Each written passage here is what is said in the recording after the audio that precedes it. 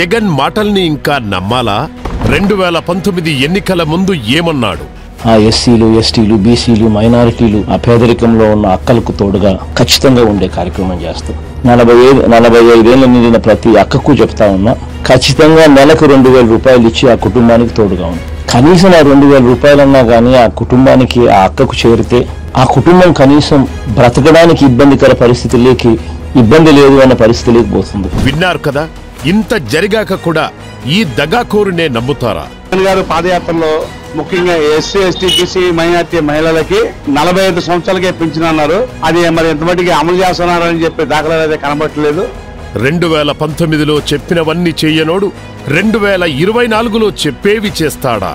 ఇంకా చాలు జగన్ మాటల్ని ఇంకా నమ్మాలా? 2019 ఎన్నికల ముందు ఏమన్నాడు? అధ్యక్ష విజయవాడలో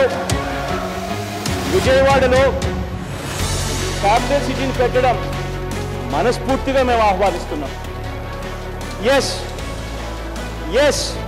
ఆయన అధికారంలోకి వస్తే రాజధాని మారుస్తాడు అని చెప్పేసి నీతిమాలిన రాజకీయాలు చేశారో వాళ్ళందరికీ ఈరోజు చెంపపెట్టులాగా పర్మనెంట్ ఇల్లు, పర్మనెంట్ ఆఫీస్ జగన్మోహన్ రెడ్డి గారు ఇక్కడ కట్టి, జగన్మోహన్ రెడ్డి గారు వస్తే అమరావతి నుంచి రాజధాని తరలిస్తాడని చెప్పని వాళ్ళందరి నోళ్లు మోయిస్తాకన్నట్టు, వాళ్ళ నోటికి ఎల్లో మీడియా నోటికి తాళం వేస్తున్నట్టుగా ఆయన జగన్మోహన్ రెడ్డి గారు ఇక్కడ సొంత స్థలం కొనుక్కుని ఆయన ఇల్లు ఇక్కడ గృహప్రవేశం ఈరోజు చేయటం, జగన్మోహన్ రెడ్డి గారి నాయకత్వంలో అమరావతి దేదీప్యమానంగా రాజధానిగా వెలగబోతుందనేది దానికి శుభ సంకేతం. ఇవాళ నాంది పలకదు. రాజధాని మారుస్తారు, రాజధాని ఇక్కడ ఉండదు అని చెప్పి తప్పుడు ప్రచారం తెరలేపిన దాని మీదట జగన్మోహన్ రెడ్డి గారు ధీటుగా ఇల్లు కట్టుకున్నారు. ఇప్పటికే జగన్మోహన్ రెడ్డి గారు చెప్పాడు, ఇదే రాజధాని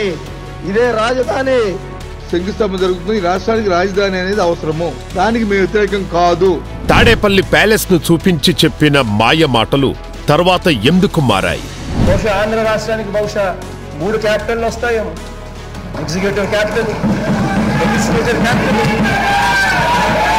జ్యుడిషియల్ క్యాపిటల్. మళ్ళీ వచ్చి రాజధాని చూసి ఈ శ్మశానం చూసి ఆడడానికా? విన్నారు కదా, ఇంత జరిగాక కూడా ఈ దగాకోరునే నమ్ముతారా? 2019 తర్వాత మాట తప్పినవాడు 2024 తర్వాత మాట తప్పడా? ఇంకా చాలు జగన్ మాటల్ని ఇంకా నమ్మాలా? పోలవరం ప్యాకేజీ గురించి 2019 ఎన్నికలకు ముందు ఏమన్నాడు?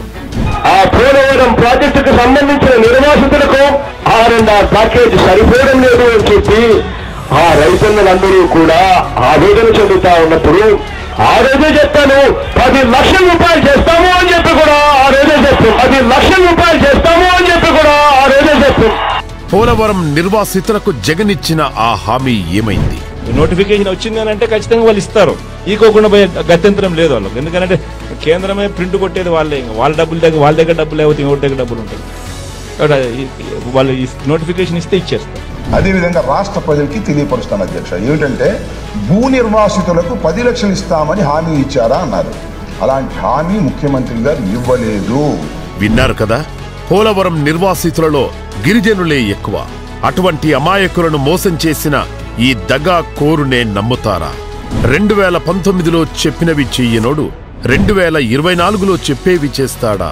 ఇక చాలు Jagan. Please subscribe Pragna Media. Please like, share, subscribe to Pragna Media. Pragna Media, please do like, share and subscribe. Please subscribe to Pragna Media. Please like, share and comment if you like the video. Pragna Media.